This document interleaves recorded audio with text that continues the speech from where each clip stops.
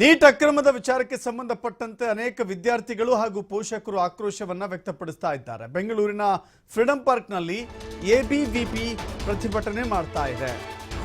ಪ್ರಕರಣದ ತನಿಖೆಯನ್ನ ಸಿಬಿಐಗೆ ವಹಿಸಬೇಕು ಎನ್ನುವ ಆಗ್ರಹ ಕೂಡ ಕೇಳಿ ಬರ್ತಾ ಇದೆ. ನೀಟ್ ಫಲಿತಾಂಶ ಬಂದಾಗಿನಿಂದ ಒಂದಲ್ಲ ಒಂದು ಗೊಂದಲ ಸೃಷ್ಟಿಯಾಗ್ತಾ ಇದೆ. ಇದೊಂದು ದೊಡ್ಡ ಅವ್ಯವಹಾರ ಅಂತ ಹೇಳಿ ತೀವ್ರ ಆಕ್ರೋಶ ಹೊರಹಾಕ್ತಾ ಇದ್ದಾರೆ. ನಿಮಗೆಲ್ಲ ಗೊತ್ತಿದ್ದಂತೆ ನೀಟ್ ಎಕ್ಸಾಮ್ ಬರೆಯುವುದರ ಮೂಲಕ ತಮ್ಮ ಇಷ್ಟದ ಮೆಡಿಕಲ್ ಸೀಟ್ಗಳನ್ನು ಪಡೆದುಕೊಳ್ಳುವ ಆಸೆ ಕನಸುಗಳನ್ನು ಈಡೇರಿಸಿಕೊಳ್ತಾರೆ.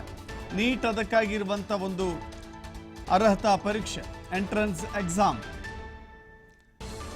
ರಾಷ್ಟ್ರೀಯ ಮಟ್ಟದಲ್ಲಿ ನಡೀತಾ ಇರುವಂಥ ಈ ಎಂಟ್ರೆನ್ಸ್ ಎಕ್ಸಾಮನ್ನ ಅಥವಾ ಅರ್ಹತಾ ಪರೀಕ್ಷೆಯನ್ನ ಎಲ್ಲೋ ಒಂದು ಕಡೆ ದಾರಿ ತಪ್ಪಿಸುವ ಕೆಲಸ ಆಗ್ತಾ ಇದೆ. ನೀಟ್ ತುಂಬಾ ನೀಟಾಗಿ ನಡೀತಾ ಇಲ್ಲ. ನೀಟಾಗಿ ನಡೆಯದೇ ಇರುವ ಕಾರಣಕ್ಕಾಗಿ ಜೆನ್ಯೂನ್ ಸ್ಟೂಡೆಂಟ್ಸ್ಗಳೇನಿದ್ದಾರೆ ಅವರಿಗೆ ಅನ್ಯಾಯ ಆಗ್ತಾ ಇದೆ. ಹೀಗಾಗಿ ಇದನ್ನ ಸಿಬಿಐಗೆ ಕೊಡಬೇಕು ಅಂತ ಹೇಳಿ ಎಬಿವಿಪಿ ಪ್ರತಿಭಟನೆ ಮಾಡ್ತಾ ಇದೆ.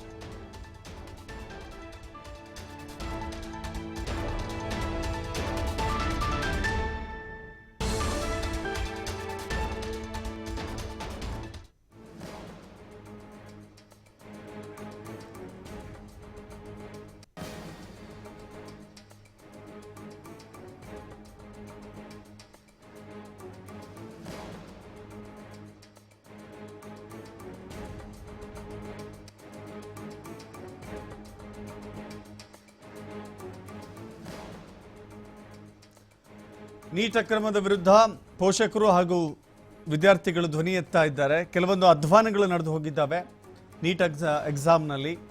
ಕೆಲವಷ್ಟು ನೋಡಿ, ಇಲ್ಲಿ ಒಂದು ಸ್ಕ್ರೀನ್ಶಾಟ್ ಅನ್ನು ತೋರಿಸ್ತಾ ಇದ್ದೀವಿ. She failed in Gujarat 12th board.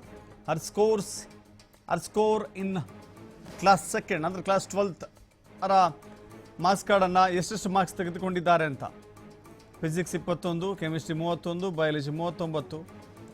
ಆದರೆ ಫೇಲ್ ಆಗಿರುವಂಥ ವಿದ್ಯಾರ್ಥಿಯೂ ಕೂಡ ನೀಟ್ನಲ್ಲಿ ಉತ್ತಮ ಫಲಿತಾಂಶ ಬರ್ತಾ ಇದೆ.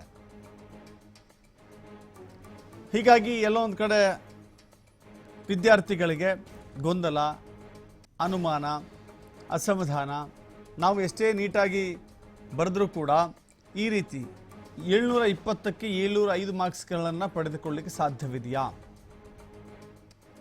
ಒಬ್ಬ ಫೇಲ್ ಆದಂಥ ವಿದ್ಯಾರ್ಥಿ, ಪರೀಕ್ಷೆಯಲ್ಲಿ ಫೇಲ್ ಆದಂಥ ವಿದ್ಯಾರ್ಥಿ ನೀಟ್ ಎಕ್ಸಾಮ್ನಲ್ಲಿ 720ಕ್ಕೆ 705 ಮಾರ್ಕ್ಸ್ ಅಂದರೆ ಇದು ಸ್ಕ್ಯಾಮ್ ಅಲ್ವಾ ಅಂತ ಹೇಳಿ. ಗುಜರಾತ್ನ ವಿದ್ಯಾರ್ಥಿನಿ PUC ಫೇಲ್ ಆಗಿದ್ದಾಳೆ ನೋಡಿ. Chemistry 31 fail, physics fail.